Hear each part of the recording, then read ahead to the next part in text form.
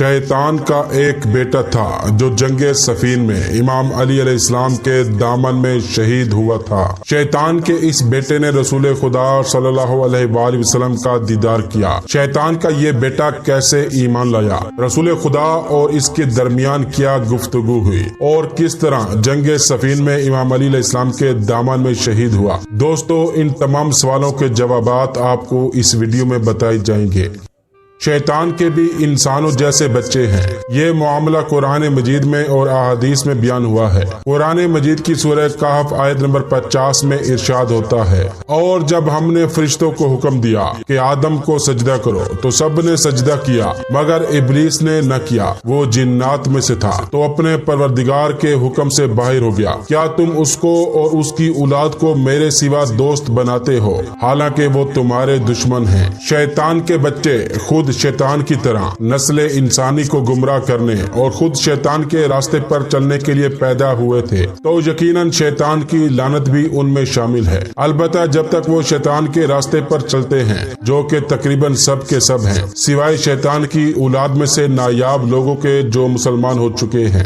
بعض احادیث میں یہ آیا ہے کہ جن شیاطین میں سے اکثر ابلیس کی اولاد ہیں، اور اس کی اولاد میں سے صرف ایک ہی ایمان لایا ہے، اور اس کا نام حام بن ہیم بن لقیس بن ابلیس ہے۔ ان روایات میں آیا ہے کہ حام بن ہیم نے حضرت نوح علیہ السلام کی دعوت پر توبہ کی، اور بعض انبیاء بے شمار رسول خدا صلی اللہ علیہ وآلہ وسلم اور امام علی علیہ السلام سے ملاقات کی اور جنگ صفین میں شہید ہوئے۔ متعدد روایات میں معمولی اختلاف کے ساتھ حام بن ہیم کے بارے میں ایک قصہ ہے جو بعض اسلامی منابع میں بحث سے متعلق ہے، خاص طور پر محترم آیت کے تحت، اور دنیا زہر کی آگ سے پہلے پیدا ہوئی اور ہم نے اس سے پہلے جنوں کو تپتی ہوئی آگ سے پیدا کیا، وہ یہ بہاؤ لائے ہیں۔ یہاں ان احادیث میں سے ایک حدیث نقل کی گئی ہے جس میں سندوں کا سلسلہ ہے۔ امام صادق علیہ السلام نے فرمایا، رسول خدا صلی اللہ علیہ وآلہ وسلم تہامہ کے پہاڑوں میں ہیں، انہوں نے دیکھا کہ ایک آدمی کھجور کے درخت کے سائز کی لمبی چھڑی پر ٹیک لگا رہا ہے، تو آپ صلی اللہ علیہ وآلہ وسلم نے فرمایا، یہ جنوں کا گانا ہے۔ جن نے کہا، میں حام بن ہیم بن لقیس بن ابلیس ہوں۔ حضرت نے فرمایا، کیا تمہارے اور ابلیس کے درمیان دو باپوں کی دوری ہے؟ حضرت نے فرمایا، تمہیں کیا ہوا؟ اس نے کہا، میں نے اپنا وقت فضول خرچ کیا سوائے اس کے تھوڑے سے۔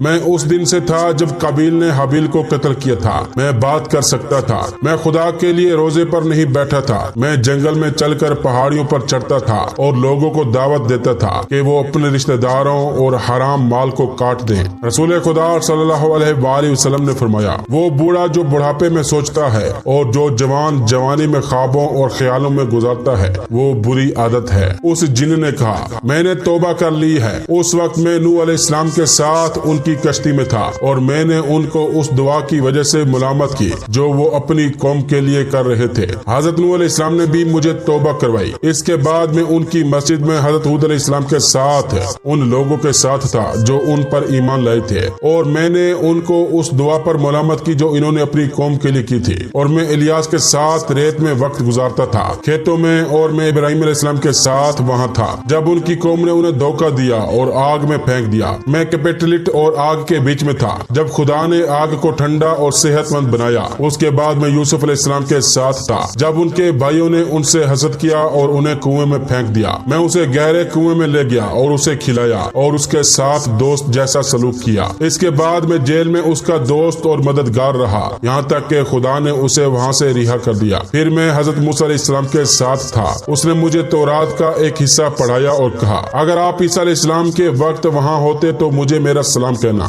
میں نے حضرت عیسیٰ علیہ السلام سے بھی ملاقات کی اور انہیں موسیٰ علیہ السلام کا سلام پہنچایا، اور میں ان کے ساتھ تھا یہاں تک کہ انہوں نے مجھے بائبل کا ایک حصہ پڑھایا اور فرمایا، اگر تم پیغمبر کے زمانے میں ہوتے محمد صلی اللہ علیہ وآلہ وسلم پر میرا سلام بھیجنا۔ پس اے اللہ کے رسول، یسوع آپ کو سلام کرتا ہے۔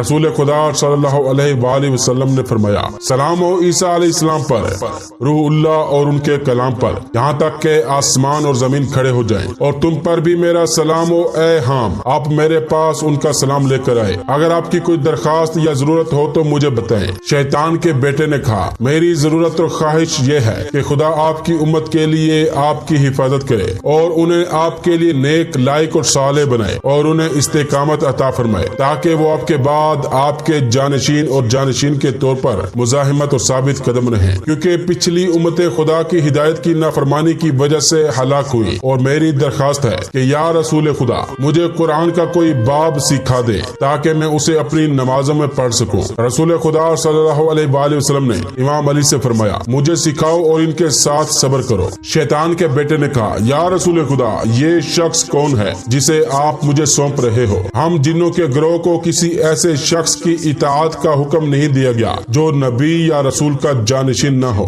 رسول خدا صلی اللہ علیہ وآلہ وسلم نے فرمایا اے ہم کتاب میں آپ نے آدم کا ولی کون پایا؟ اس نے کہا شیش کو۔ نوح کا جانشین کون تھا؟ اس نے کہا سام۔ ہود کا جانشین کون تھا؟ اس نے کہا یوحنا بن حنان، ہود کے چچا زاد بھائی۔ ابراہیم کا وارث اور جانشین کون تھا؟ فرمایا اسماعیل، اور اسماعیل کا جانشین اسحاق۔ موسیٰ کا جانشین کون تھا؟ فرمایا یوشع بن نون۔ یسوع کا جانشین کون تھا؟ اس نے کہا شمعون بن حمون صفا، مریم کی کزن۔ فرمایا یہ انبیاء کے جانشین کیوں ہیں؟ ہم نے کہا کیونکہ وہ دنیا میں سب سے زیادہ پرہیزگار اور آخرت میں سب سے زیادہ دلچسپی رکھنے والے تھے۔ آپ صلی اللہ علیہ وآلہ وسلم نے فرمایا کتاب میں تم نے محمد کا جانشین کس کو پایا؟ اس نے کہا تورات میں اس کا نام ایلیا ہے۔ فرمایا یہ الیاس علی ہے میرا جانشین اور بھائی، یہ دنیا میں لوگوں میں سب سے زیادہ پرہیزگار اور آخرت میں خدا کا سب سے زیادہ چاہنے والا ہے۔ ہم نے علی علیہ السلام کو سلام کیا اور کہا یا رسول خدا کیا اس کا کوئی اور نام ہے؟